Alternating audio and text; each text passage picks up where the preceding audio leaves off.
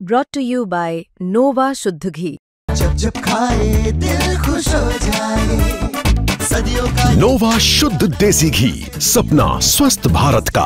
I love घी।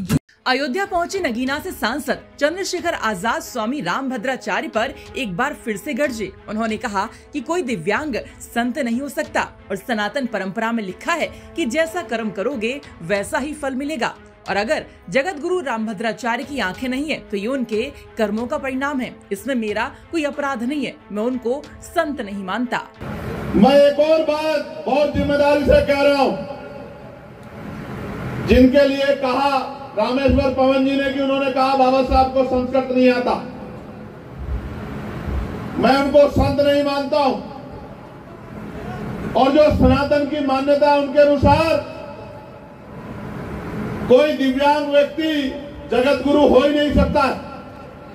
ये सनातन की मान्यता मैं नहीं कह रहा हूं, किसी ने पूछ लो। मैंने सिर्फ इतना कहा था कि सनातन में लिखा है कि जैसे कर्म करोगे अगले जन्म में वैसा ही मिलेगा। तो आपने श्रीमान जी ऐसे क्या कर्म किए कि कुदरत ने आपसे आंखें छीन ली? मैंने यही बात कही, मैंने कोई अपराध नहीं किया, कोई टिप्पणी नहीं की। ऐसा क्यों हुआ, इसका जवाब उनके कर्मों के आधार पर, सनातन के आधार पर निर्धारण होना चाहिए। लेकिन वो बार बार हमारे महापुरुषों को, और उनमें भी डॉक्टर बाबा साहब अम्बेडकर को भी उन्होंने कहा कि मैं नहीं मानता। अच्छी बात है, आप नहीं मानते, और आप क्यों मानोगे समतामूलक समाज की विचारधारा को?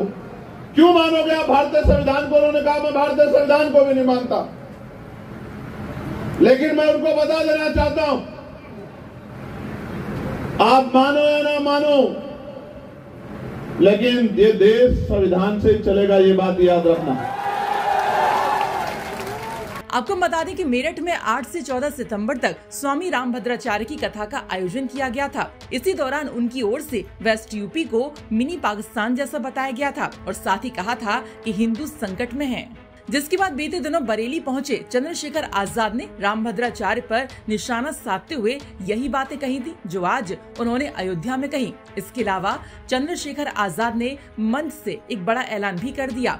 उन्होंने कहा कि मैं अयोध्या की धरती पर आपके बीच मौजूद हूं और आने वाले विधानसभा चुनाव में आजाद समाज पार्टी पिछड़े वर्ग की राजनीति को नया आयाम देगी। उन्होंने ऐलान किया कि पार्टी 50% सीटें पिछड़े वर्ग को देगी ताकि उनकी हिस्सेदारी सुनिश्चित हो सके। साथ ही युवाओं को संबोधित करते हुए कहा कि अगले 17 से 18 महीने तक चैन की नींद मत सोना, गांव-गांव जाकर पार्टी की नीतियां और विचारधारा फैलाओ। अब की बार सत्ता में पिछड़ों और दलितों की हिस्सेदारी बढ़ेगी। अयोध्या से मयंक शुक्ला की रिपोर्ट।